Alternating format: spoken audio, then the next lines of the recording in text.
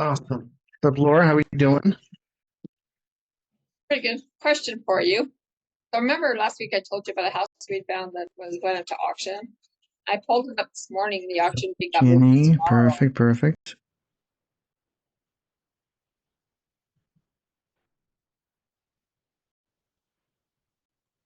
Excellent day. Hands on the recording. Okay.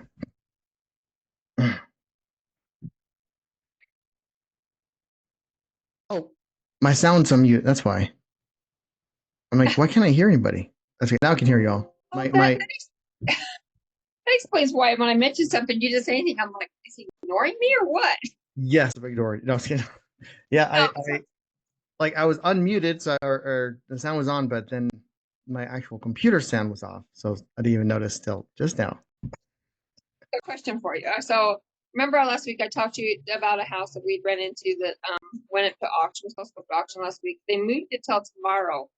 Is there any chance of me contacting the realtor and seeing if there's anything we can do? Or Yeah, definitely. I mean, we stop an auction the day before. I mean, it's not necessarily easy, but yeah. Especially because finding a buyer between now and tomorrow is gonna be like next to nothing, or right. this is very little. But if you make an offer accepted, a lot of times they'll extend the auction date to So yeah, definitely possible. It's on the market, is that right, or is it off the market? It's hold on a second. Let me back up. It's I think it's on the MLS. It's if you wanted to look up on Zillow, it's 138 East First North. 138 East what? First North in Rexburg.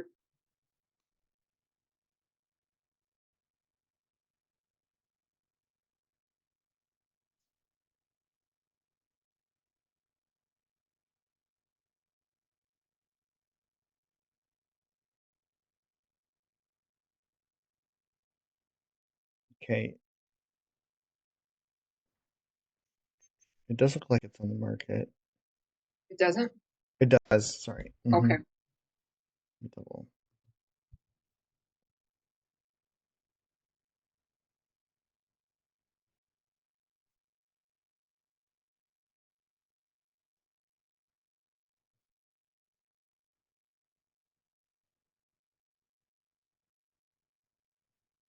Property available. Okay.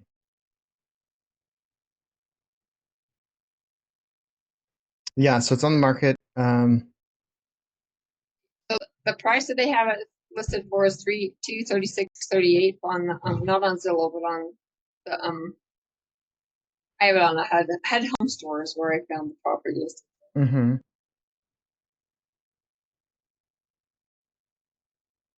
It's almost. Yeah. Almost $10,000 difference. Yeah, I would reach out to the agent and see what the situation is, and then we go from there. Okay. I think probably the best course of action, and then so we give them an offer, they accept it, and then they extend it, or even get a hard money lender and just buy the property if it's a good enough deal, and then sell it as is, or do the flip yourself, or whatever makes sense, right? It's like a small, it's a 1,500 square feet house. It does need some TLC. Oh my goodness. Yeah, I couldn't see it. The doors were all locked and we couldn't get inside. So sure, yeah, I'm just looking at the pictures, and it's not too bad. It definitely needs updated. The kitchen is probably the worst, but that's just missing floors. Yeah, it's actually not bad at all. Okay. Okay. Yeah, I think there's some potential there for sure. Okay. I will reach out later today and see what we can come up with. Sweet. Excellent day. Okay. So one thing, if anyone has any questions beforehand, but I was wanted to talk about a little bit about going over the email for the email blast for wholesaling, like what you want to include, the checklist, all of that stuff. That's there. But if we have specific questions on deals or whatever, we can talk about that as well. how's everyone doing on MMAs anyways? Is there not a lot of you turning them in, which is not no bueno. But how are you guys feeling you're doing?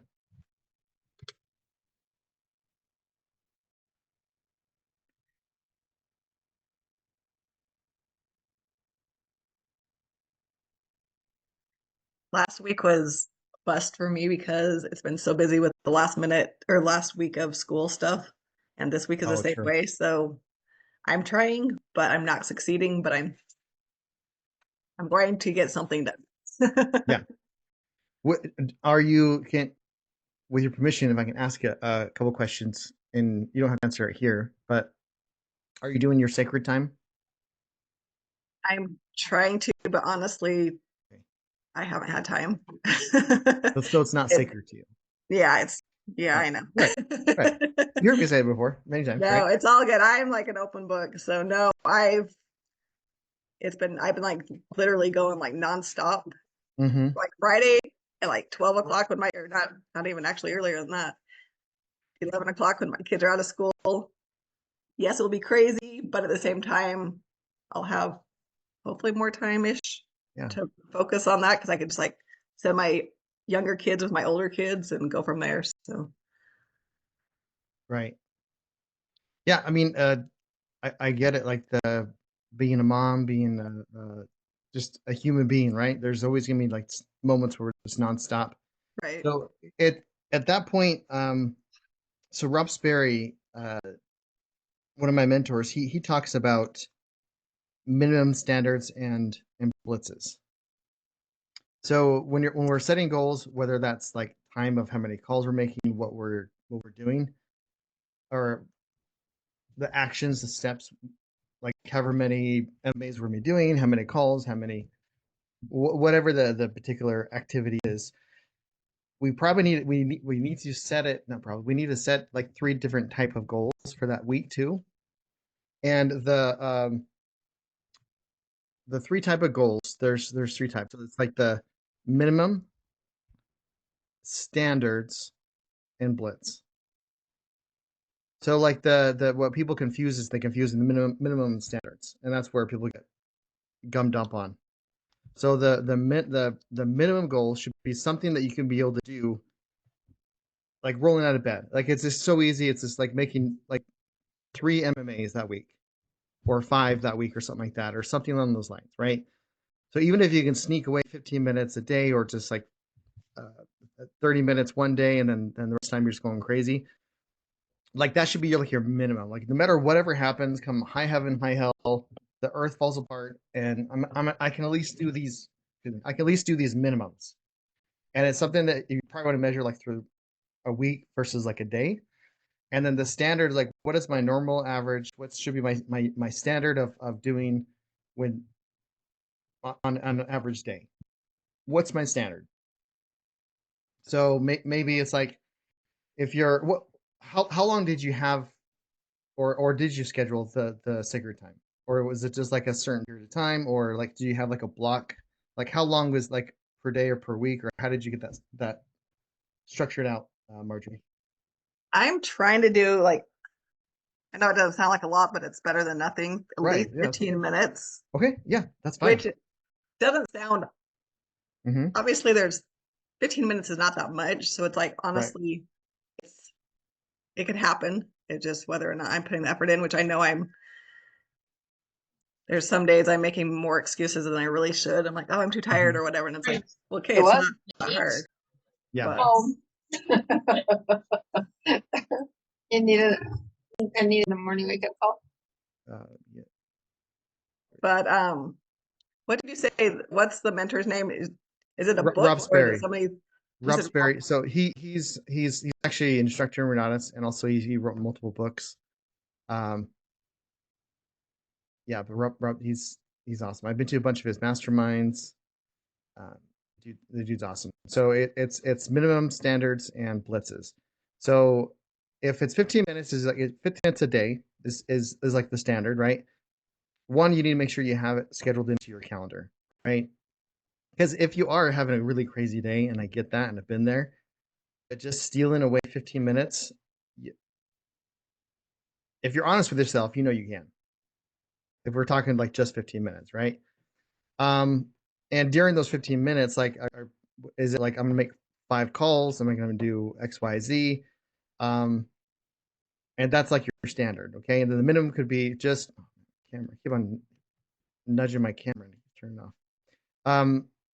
And if it's and then your standards. Turn off this light. Sorry guys, just a little technical difficulties. There we are. Okay, that should be better, I think. Not, I'll change it to the crappy one. Anyways, and I'm frozen. Okay. So what was I talking about? Goals. Yeah. So if your minimum or standard is 15 minutes a day, then the minimum could be 30 minutes in the week that you're doing that you're working on this. Does that make sense? So it's like, depending on how you want to structure and how you want to do it, like, but if the minimum should be so easy that you should just be able to roll out of bed and do it, whether you're tired or not. Does that make sense? Even if it's just like, I'm going to send out my minimum, I'm going to send out a few text messages to some sellers, and like while I'm in the John or something. I don't know, whatever it is. Like there's always something that you can do to get those minimums and that's what it should be. So that's what the thing is. Like the trick of that minimum is to train yourself to always be taking action, no matter however busy you are, and that way it's going to be easier for you to meet those standards when you have those crazy weeks, like you're having, like the last day of school or last week of school, all that stuff. Understandable, get it, you know. So things get a little crazy, but there's never going to be convenient time. There's never going to be a time where it's like you're going to be consistently not tired or consistently ready to go. It's pretty important, right? Okay, so I'll put in the comments. Minimums can be considered as something that helps you wake up that routine. Well, I don't mean literally roll out of bed, but I'm referring to as like a minimum goal set for your MMA. So that could be like, I'm just going to be, if my standard, my regular goal is like, I'm going to have 30 minutes a day. I have my cigarette time, 30 minutes a day, an hour a day. That's my standard. And I'm going to be making, you know, 50 calls, 50 MMAs during that hour. Okay. That's like your standard. Your minimum on the contrary should be like, I'm going to be working a minimum. I need to do at least 2 hours within that week of MMAs doing 100 calls or doing 100 MMAs or something like that. So something that you could do over time. So you're at least doing that versus the standard. People confuse the two, between standards and minimums, but the standard is like your typical regular goal that you have like on the daily. And that could be 15 minutes a day, like Marjorie, or it could be an hour and a half. Ideally, you want to do an hour and a half, like minimum. It's kind of like that. That's ideal. But if with your schedule only allowing 15 minutes, you can do it in 15 minutes. I put my money on someone that's consistently doing 15 minutes versus someone that does 3 hours here and there, and they're not necessarily actually doing MMAs. They're getting ready to get ready or whatever, right? I'll put my money on someone that's consistent over someone that does short bursts of activity. So setting your minimums and standards, and then like the blitz could be like once a week. I'm gonna go for 4 hours, and I'm gonna go ham on this list, or I'm gonna go knock on 100 doors today. It's a Saturday. I'm just gonna go knock on a bunch of doors. So some sort of an initial just jolt of activity to get things active and going. Does that make sense?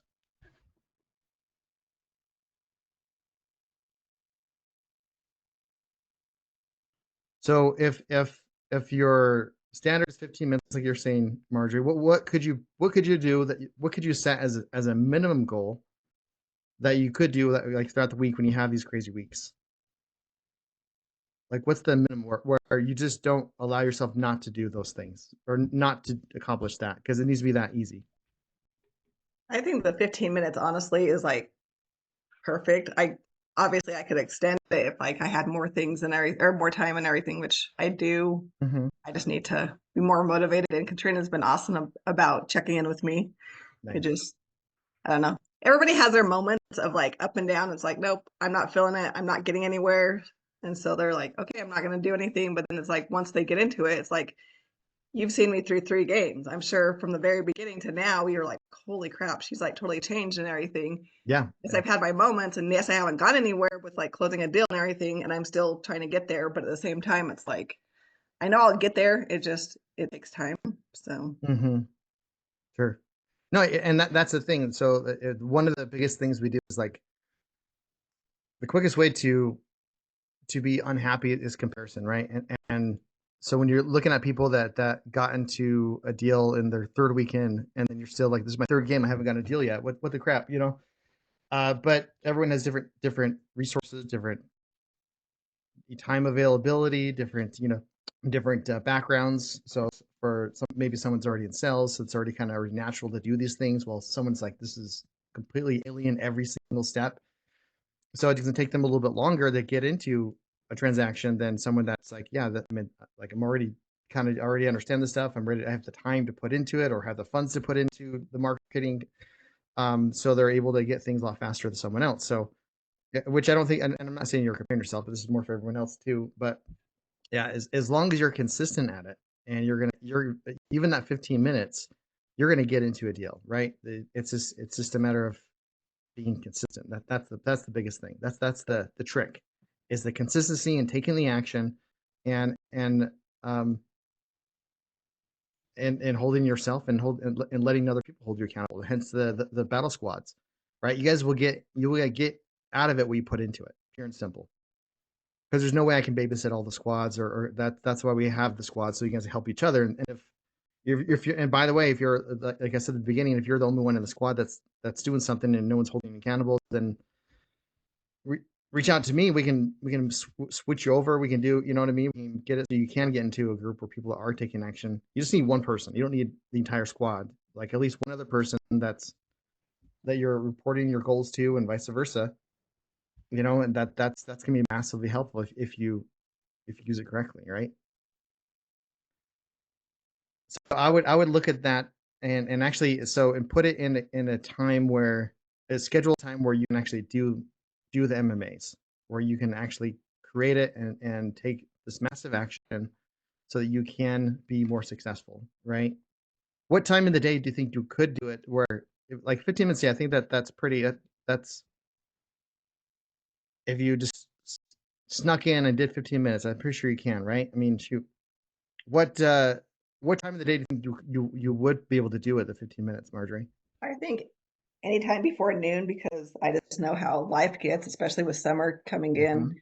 It's going to get chaotic. It's like, so even before like 11, just Yeah. taking that time and everything, just because I have 5 kids. One works pretty much full time, and then the other ones are on every which way. Mhm. So yeah, even before like 11, just because I just know how my life gets with Yeah. kids out of school, and even when they're in school, Mhm. just doing that. And that's one reason why I like the 11 o'clock calls and that, just because it gets me going. Sorry, my son's making something outside. And so, yeah, just even before lunchtime, just because of how it goes. So, Mhm.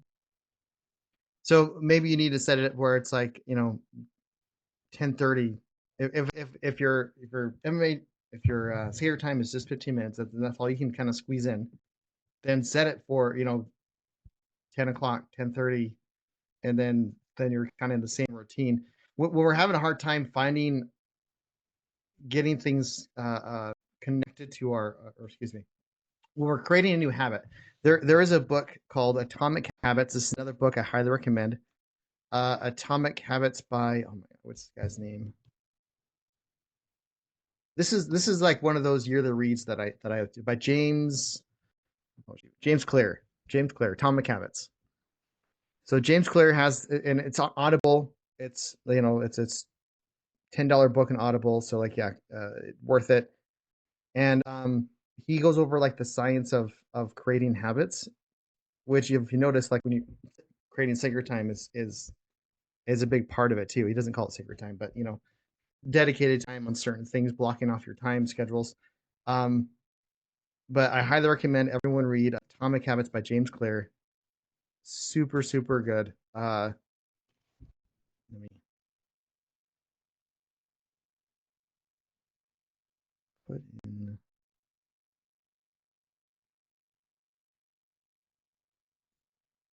And I think I actually did I put a YouTube video in the group a while back about like it's a summary version of that book, which is actually kind of nice. But Atomic Habits, yeah. But yeah, I'll put that in the chat. Oh, it's worded weird, but whatever. But Atomic Habits talk about like when you have your habits, when you have your daily goals, it's if you're having a hard time put in, you want to attach a goal or attach the habit you want, the new habit to a habit you already have. So, for example, if I want to start doing push-ups in the morning, I want to have exercise into my daily routine. So it's you can take a regular habit and it's just like, okay, after I make my bed, I got to do I'm going to do 10 push-ups. After I brush my teeth, I'm going to do 10 push-ups. So you're connecting the habit you want to create, a habit you want to create to a habit you already have. So once I do this, or then I do that. Once I do this, then I do that, or once I do that, then I do this. And it makes things a little easier to keep things into. So whatever that, I don't know, whatever your daily is, right? So maybe it's just like after the call at 12, I'm just going to stay on my computer because I'm already kind of in the zone. I'm already kind of, after learning, hearing other people's experiences, whatever, I'm more jazzed up to take more action.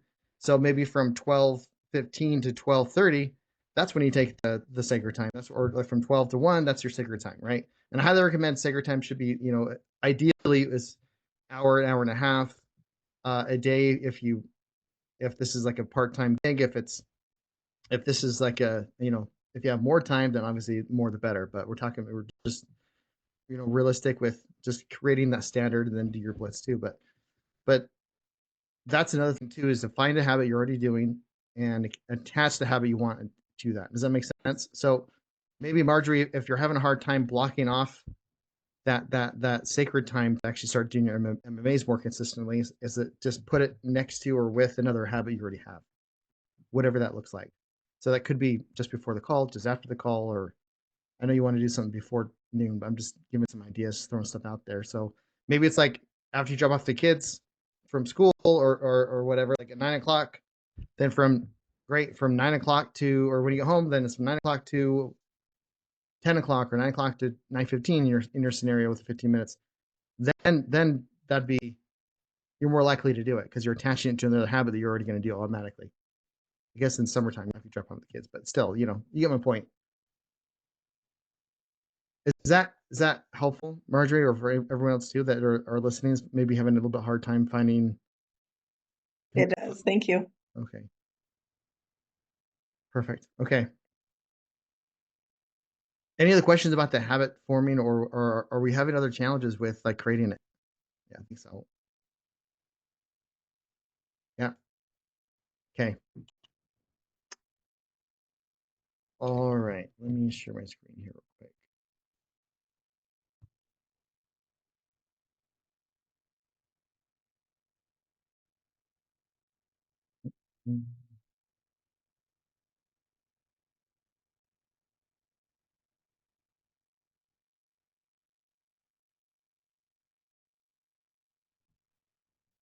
Okay. Can everyone see my screen okay?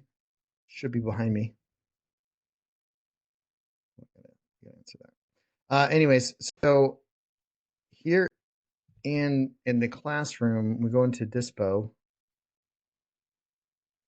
So Dispo is finding the buyer. Is once you have something on the contract, you're sending it out. So I wanted to go over a little bit about the email blast, 101 of the email blast checkoff list to get a better idea of kind of what we're looking at, what we're trying to accomplish, or to include in your emails. Okay. Perfect. So if you want to, this is just the checkoff list in a different format, but I like in in the Google Docs, because then you can actually check something off. Save your own copy so you can edit it and switch it over to however you whatever you need, right? So we're looking at the actual, like, doing the email, an email blast. This is the stuff that you need to kind of include. So what is an email blast when I see that? Could someone explain that? When I'm saying email blast, we have something under contract. We just need to find a buyer, or we got some emails that we're going to send out to the. Now we need to send an email for the email blast, or it could be executive summary, or however you want to call it. Basically the same thing. But this is just, we're going to market the deal to our buyers that we have that we created, which we talked about a little before last week about, with social media, whether it's the different avenues of doing such things or getting buyers. But to send it out, I guess I kind of explained it as I was saying that, didn't I? But anyways, are there any particular questions specifically about? Well, I guess let me go over some stuff that we had to go over. But if you have questions, feel free to shoot out, guys. Okay. When you're doing the email blast, less is more. You don't want to do too wordy, too salesy. I personally like just like the bullet points, and that seems to be like the best result, I think, is when I'm doing like bullet points and just, again, less is more, and that's for a lot of things, right? So the address, obviously, that's kind of big. I mess things up. So how many bedrooms, how many baths, square footage, property photos. If you are wholesaling something, if you're wholesaling a property, and if it's on the MLS, you do not want to use the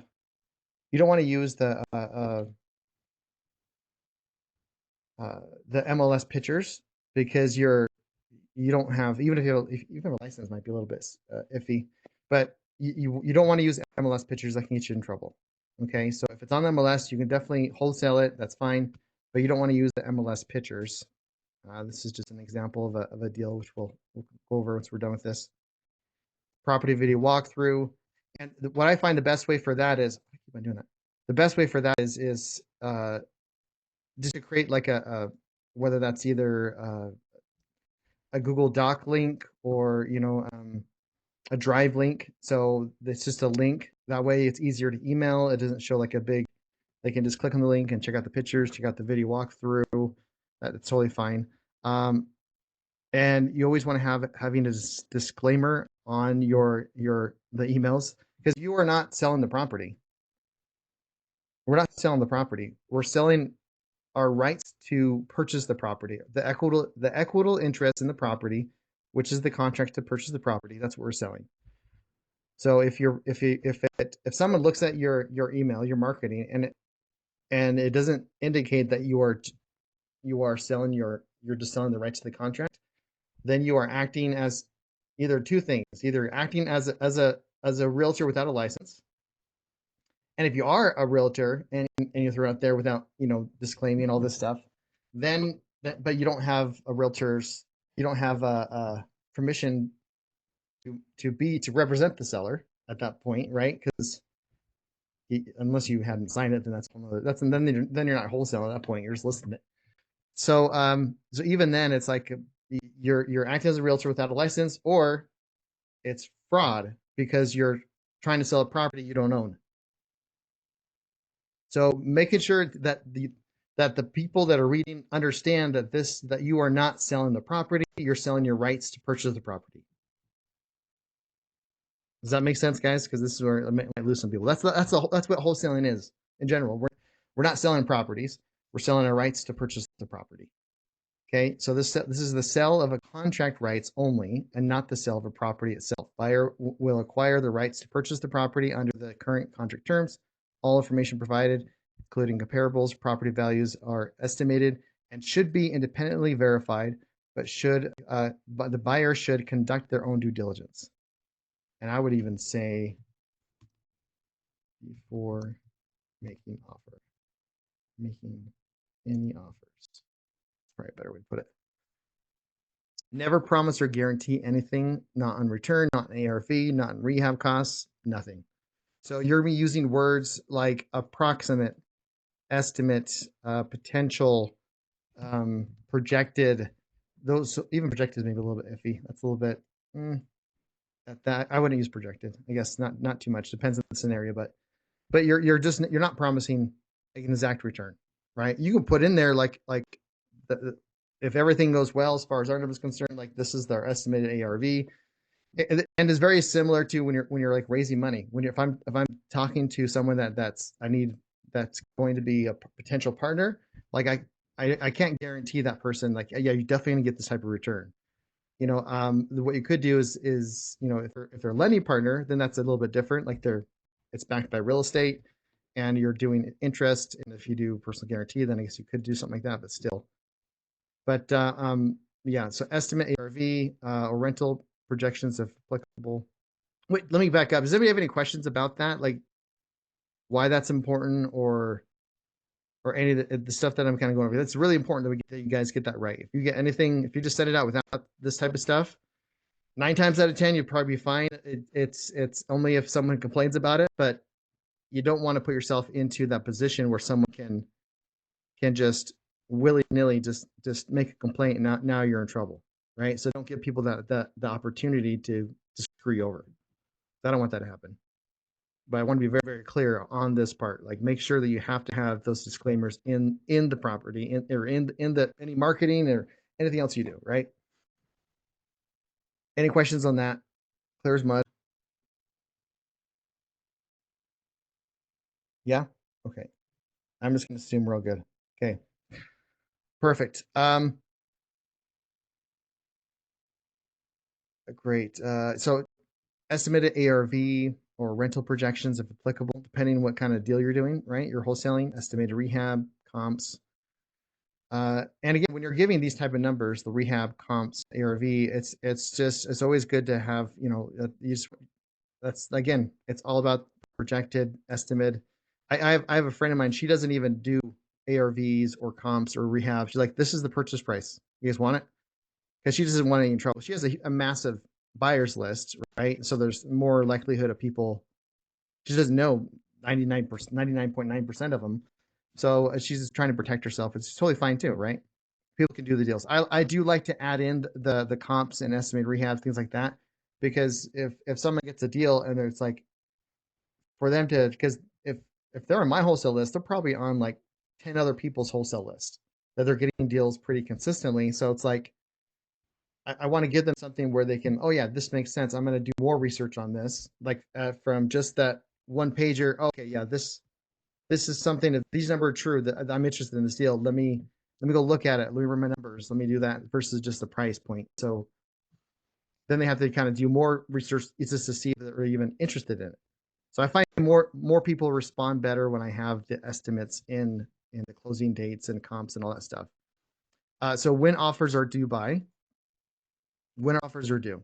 So usually 4 days after emails is sent. It really depends on how much time do you have to find a buyer. The asking price or suggested offer or suggested offer price, tomatoes. You want to include, I would suggest to include your wholesale fee. Now that I'm thinking about it, should be included in this price.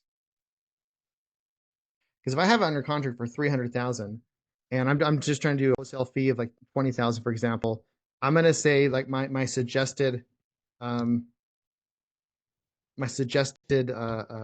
price would be so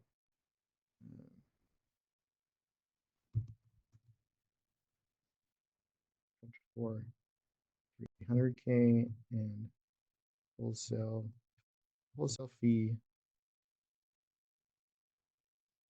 20K. Asking price should be 320K. So then, so 20,000 or 320 would be the suggesting asking price. Okay. How to see the property. So how are the buyers going to be able to see the property? That's important, right? And this varies. So it could be by appointment. Could be you can do an open house where you're scheduling time for all the buyers to come. Instructions how to get into the lockbox. Uh, number of there's all those ways people can kind of get into it. So it really depends on the scenario of the property and the seller. If the property is vacant, my favorite thing to do is throw a lockbox on it with the key in it, and then that's the easiest way for me to.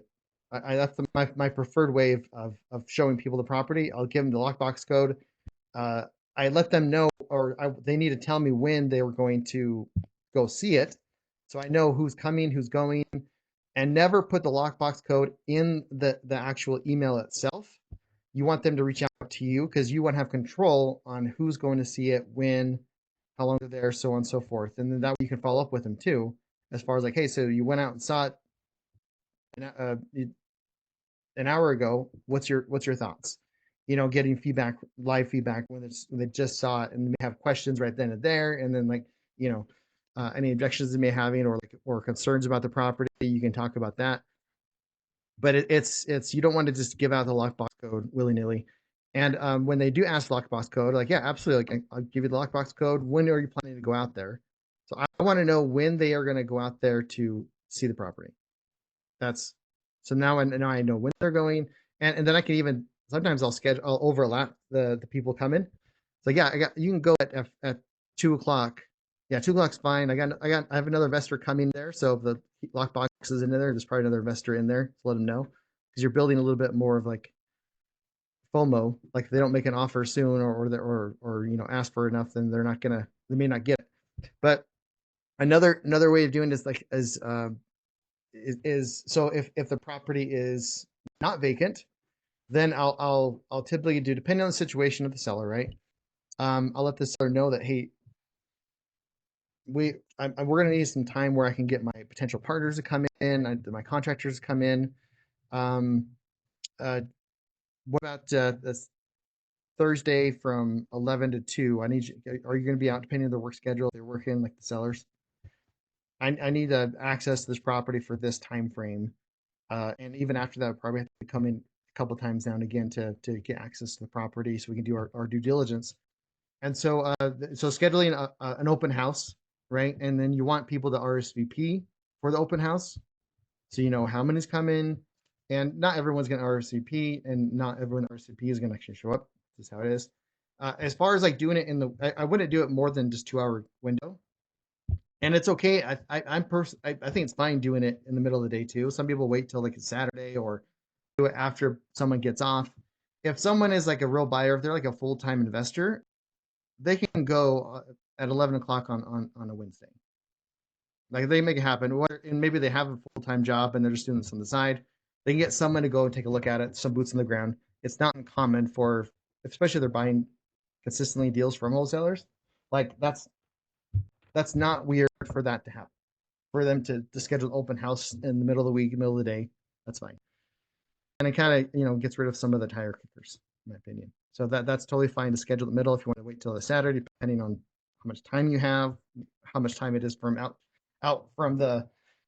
There's a lot of variables, right? How much time you have to close it, how much time you have, or when can the seller leave for those few hours, right?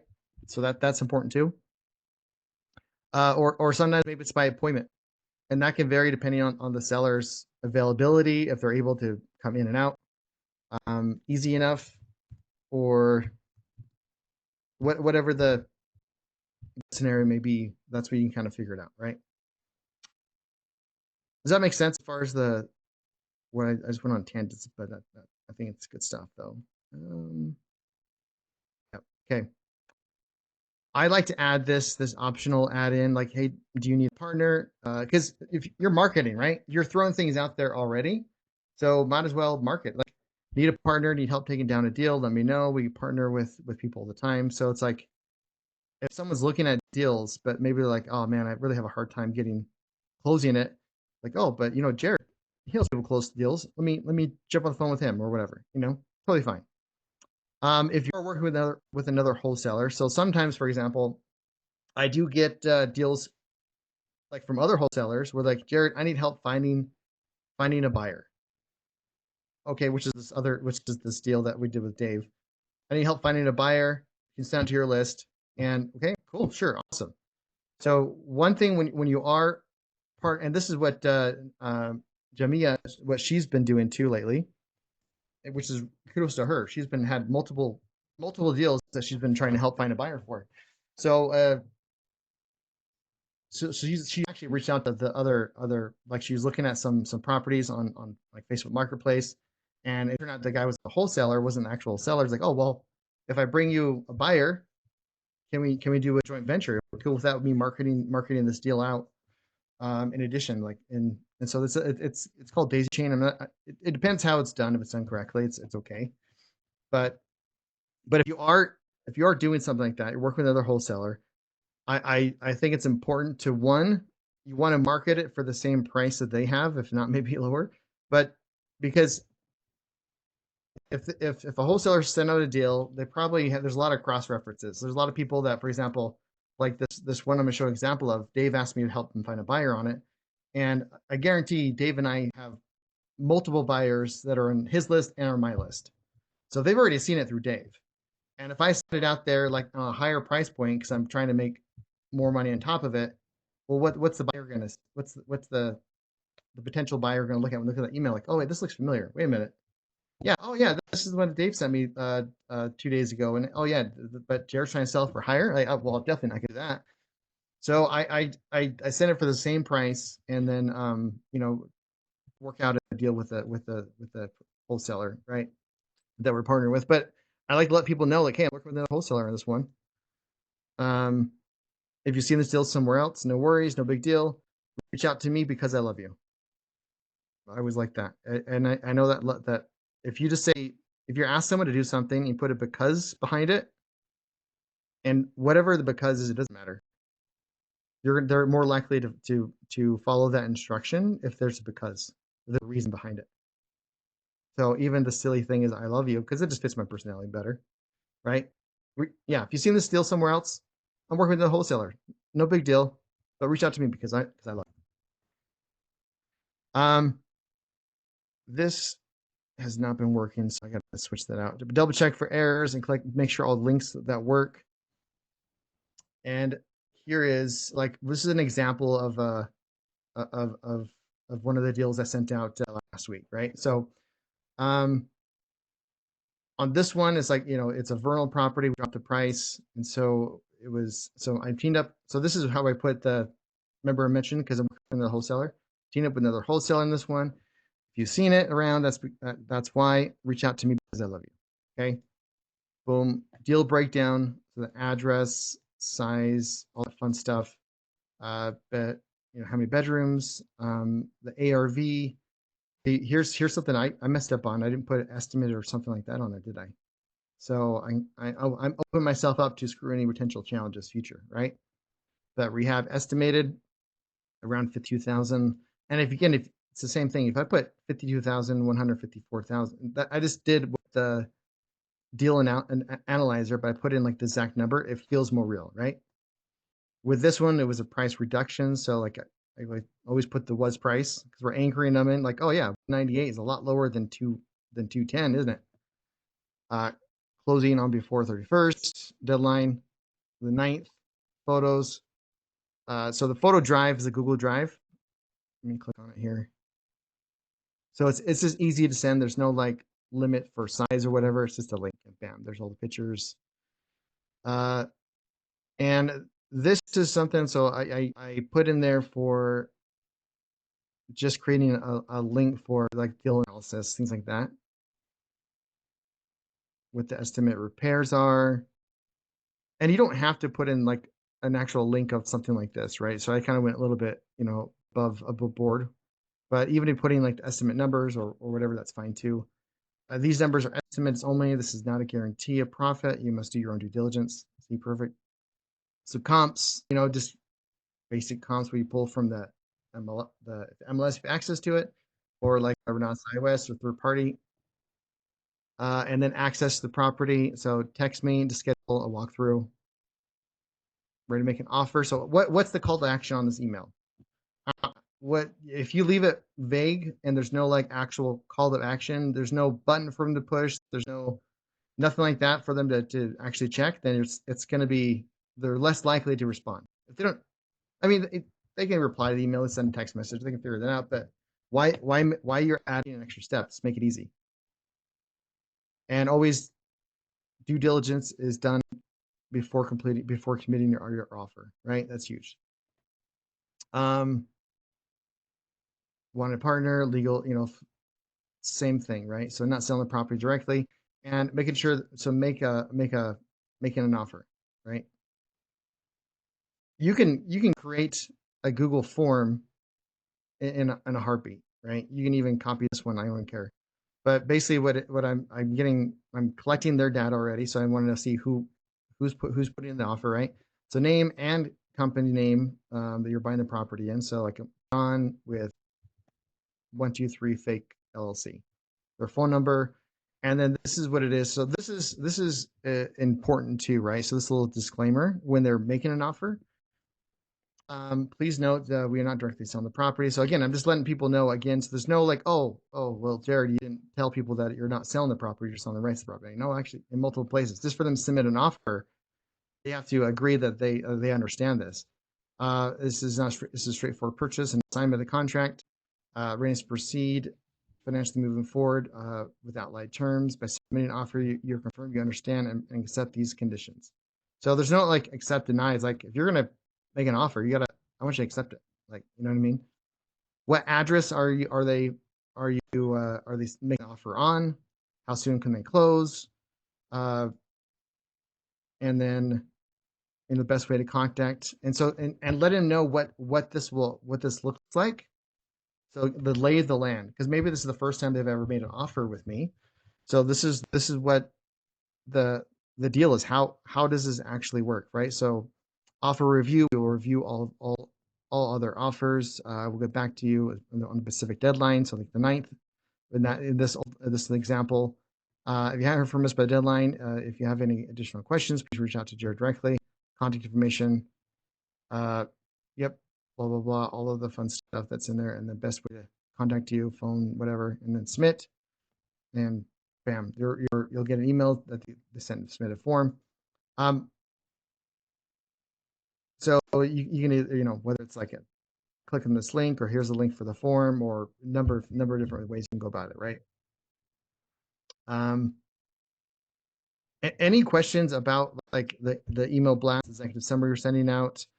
Another thing too, so with ChatGPT, I put in there, so for example, oops, where's this? No, here we are. So how to get ChatGPT to make,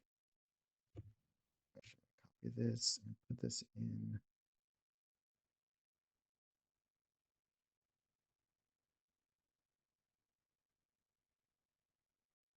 Let's see what this does. I don't think this is gonna work like I'm thinking. For some reason, it's not letting other people see this, and I try to make it public, but it keeps rejecting it. That's fine. So let me erase this and then put other link in. Okay.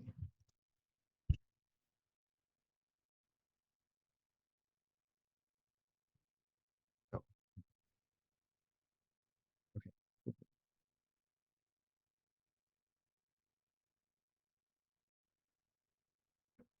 Okay. There we are. So if you want to have ChatGPT give you all this data, you can literally just copy and paste this. Copy and paste.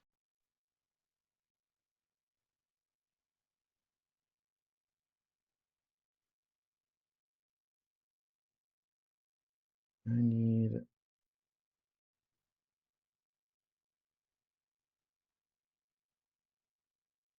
and just go into the ChatGPT. So let's do a whole new one here.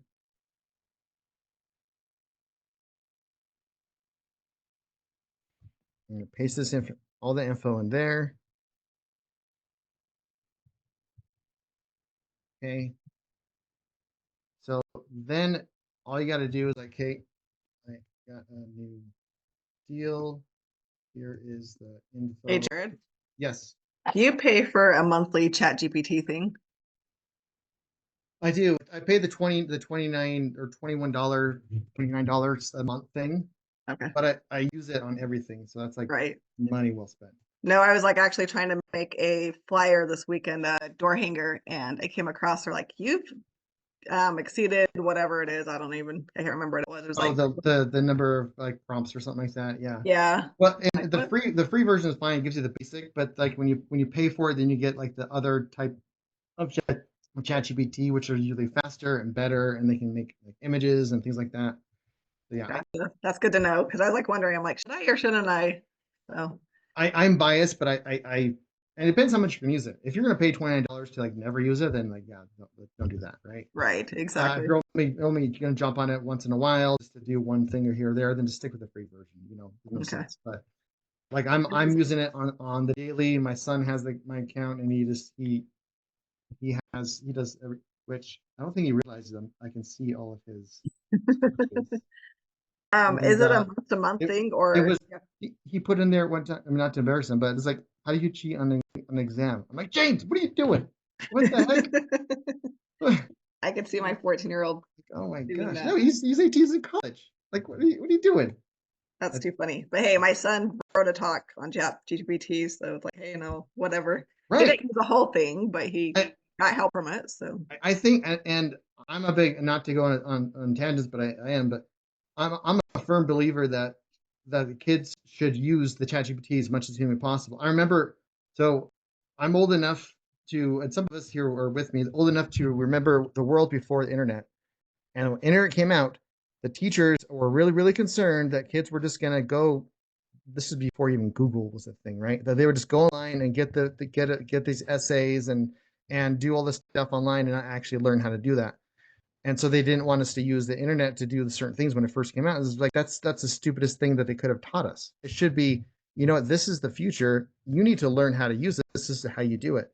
And so I tell my kids, like, if you're reading an essay, like you should be using ChatGPT. You should be using AI for all of your assignments that you should be doing. If it gives you better results and now you learn how to do it, then you take that, put it into your business. How do you structure? That's this is the future. So it's like, yeah. Anyways, that's just my little take. So, for example, let's just say we'll put in a bunch of information um, with the offer price or asking price 300 320K. What do we got here? Closing. Say May 31st.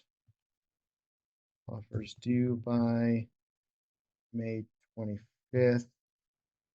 There is a lock box in place. And then let's see. And and if you did, like, I just copied and pasted in the new chat GPT, and there's probably more things that it needs to kind of do this, but let's see what it says. So I put in some information, not all of it. Should ask me.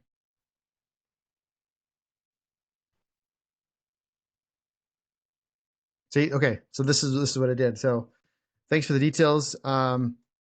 The email blast, could you share the following? So square footage, estimate ARV, estimate, because this stuff I didn't put in there, but it's like, oh crap, so like literally just copy and paste, no thinking involved, and then I put the information I had, and then it's like, hey, what about this stuff? Oh, okay, like I don't have, and you can say, like, if you don't have like the lot size or square footage, then you can just, yeah, I don't have that. The ARV is about 450K. Don't have lot size, so don't put that in. No comps, no photos. I'm just putting stuff in there, right?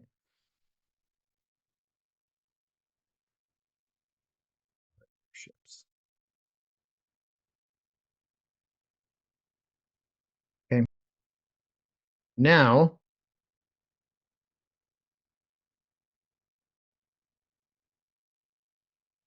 and that's all we did. It's copied and paste those instructions that I put in there.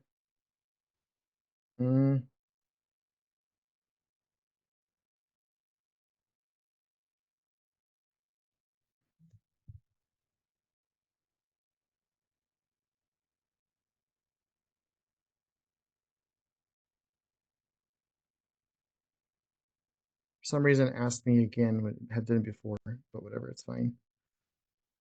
I have those, so don't make the email blast. Oops. So make the email blast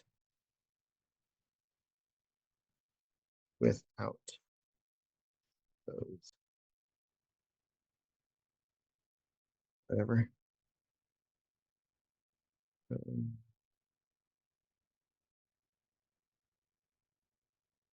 And you'd want to, I mean, if you can put the stuff in, it doesn't take very long to look for square footage, but I just want to use an example for you guys real quick. And if you don't have something, it's okay. Just tell you don't have it, and it should just make it for you. Craft an email blast. Oh yeah, and you probably want to make sure that has your phone number, not my phone number in there. So I want to know if someone calls me and texts me, like, I don't know what they're talking about.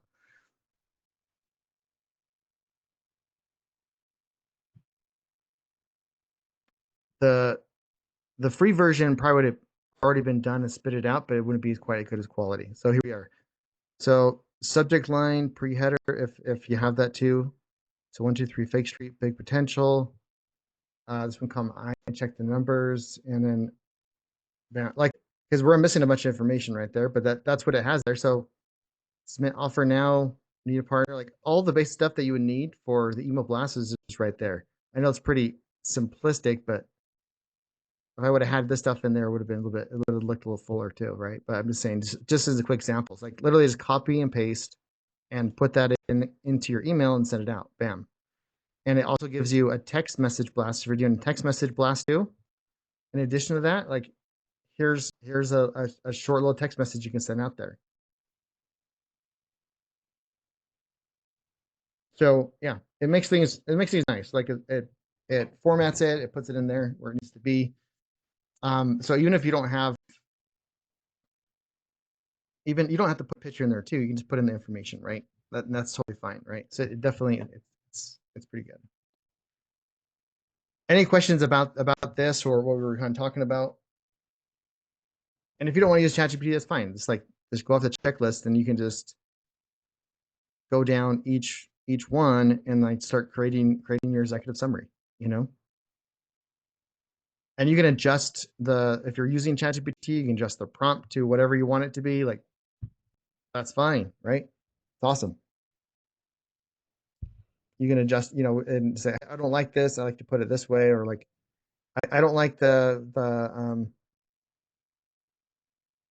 name, or I want a different subject line, whatever it is. And then give me, I don't like the subject line. Give me 10 other options, please.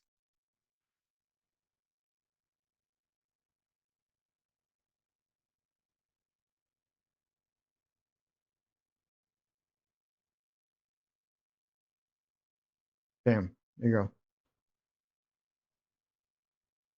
Lockbox ready, unlock 450 ARV with a 2-3 off market deal, you know, whatever. If it's creative financing, make sure to put in there, like if it's seller financing in any shape or form, you want to have that like in the subject line. More people will open it up, more people read it if that's the case.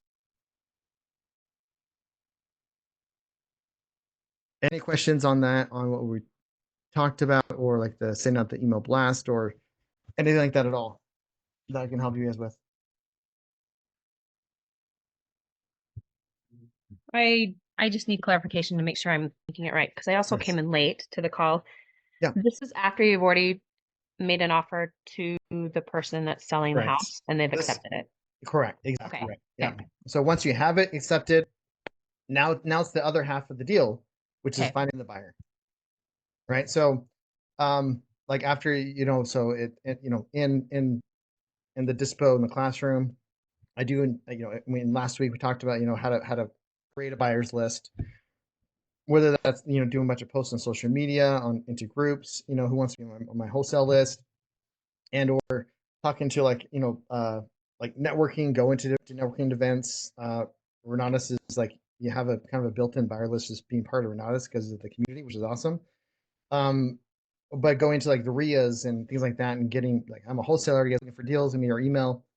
And this is whether you have a deal or not, you can start doing stuff like that, which is always good, right? And then or even talking to title companies and have them send you some, there's a lot of cool ways to kind of build a buyer's list. But once you have a deal under contract, and that's what this is for, you're going to send it out to the buyers, and you don't want to send it out until it's officially under contract, because then there are people that will try to. I don't think there's not that many. I've really had many people try to go behind the wholesaler's back. But if they have access to the seller, or that's why it's important. Like, you don't really want to have the seller there, as if all possible. Sometimes it just can't be avoided for whatever reasons, or they didn't listen to you. Like, they say, yeah, I have my potential partner come in at 4. Can you not be home during that time? And then they're home and they don't care. And they're talking about this and that, and then they have. So I've had some people like try to do, go behind the back, but you just want to make sure it's under contract. So then they really, it makes it very difficult to do something like that, right? Right. But perfect. Okay. Awesome, guys. Sweet. Well, yeah, it's a little past 12, so let's get back out there, do a bunch of MMAs, and let's get this party. Let's keep it going. Okay. Awesome, guys. Well, appreciate y'all. Love y'all. Thank See you. you later. Perfect timing for my camera just to die. Thanks, Jared. See you guys.